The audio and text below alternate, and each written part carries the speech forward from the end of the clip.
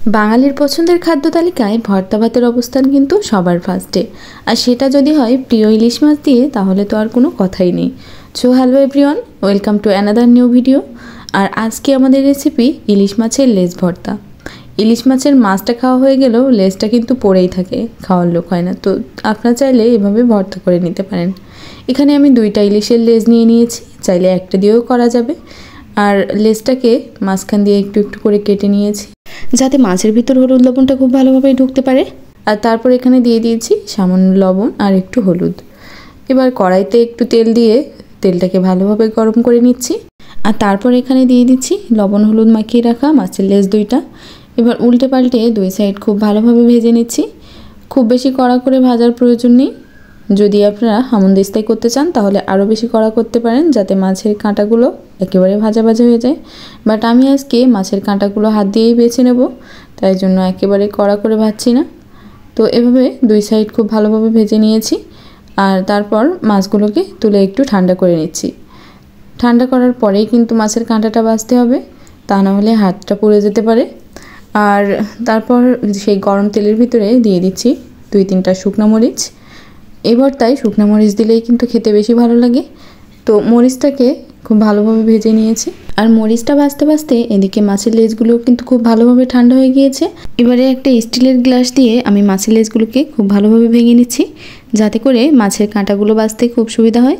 এই প্রসেসটা চাইলে হামনদিস্তাতেও করে নেওয়া যায়, তো আমি হাত দিয়েই বেছে নেব আজকে। আর এই প্রসেসটা কিন্তু খুব সাবধানে করতে হবে, কারণ যদি 1-2টা কাঁটা থেকে যায় তাহলে কিন্তু খুবই সমস্যা। সেজন্য অবশ্যই একটু টাইম নিয়ে ধৈর্য ধরে মাছের কাঁটাগুলো খুব ভালোভাবে বেছে নিতে হবে। আর এই যে দেখুন কতগুলো কাঁটা বেছে নিয়েছি আমি, বেশ অনেকটাই কাঁটা বেরিয়েছে। আর আপনারা তো নিশ্চয়ই জানেন ইলিশে প্রচুর পরিমাণে কাঁটা থাকে, আর লেজ হলে তো কাঁটার পরিমাণটা আরও একটু বেশিই থাকে। তো মাছের কাঁটাগুলোকে আমি এক সাইডে সরিয়ে নিচ্ছি। আর তারপর প্লেটের ভিতরে দিয়ে দিচ্ছি সেই ভেজে রাখা মরিচ আর একটু কুচনো পেঁয়াজ আর সামান্য একটু লবণ। আর লবণটা দেওয়ার সময় কিন্তু অবশ্যই একটু বুঝে লবণ দিতে হবে, কারণ মাছ ভাজি করার সময় অলরেডি এতে অনেকটাই লবণ দেওয়া ছিল। এবারে পেঁয়াজ মরিচ আর লবণ দিয়ে খুব ভালোভাবে মেখে নিচ্ছি। আর তারপর দিয়ে দিচ্ছি বেশ খানিকটা সরিষার তেল। এবারে সব কিছু একসাথে খুব ভালোভাবে মিশিয়ে নিচ্ছি। আর বেছে রাখা মাছগুলোর সাথে পেঁয়াজ মরিচটাকে খুব ভালোভাবে মিশিয়ে নিতে হবে।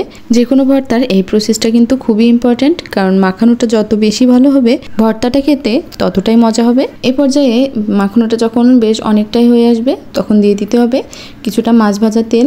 ইলিশ মাছ ভাজার সময় আমার যে তেলটা থেকে গিয়েছিল সেই তেলটাই এখানে 2 চামচ মতো দিয়ে দিয়েছি। তারপর আবারও একবার ভালোভাবে ভর্তা বানিয়ে নিচ্ছি। তো দেখুন ভর্তাটা কিন্তু মাখাতে মাখাতে অনেকটাই সফট হয়ে গিয়েছে। এবারে ভর্তাটা পরিবেশনের জন্য একদম রেডি। তো 2টা কাঁচামরিচ দিয়ে আর একটু মাছ ভাজা তেল দিয়ে একটা প্লেটে পরিবেশন করে নিয়েছি। তো আজকের রেসিপিটা আপনাদের কাছে কেমন লাগলো কমেন্টে জানাতে পারেন। আর চ্যানেলে নতুন হয়ে থাকলে এরকম আরও নতুন রেসিপি পাওয়ার জন্য চ্যানেলটিকে সাবস্ক্রাইব করে রাখতে পারেন, কারণ আমার চ্যানেলে আমি সবসময় এরকম সিম্পল ঘরোয়া রান্নাগুলো করে দেখানোর চেষ্টা করি। তো এতক্ষণ সাথে থাকার জন্য সকলকে অসংখ্য ধন্যবাদ।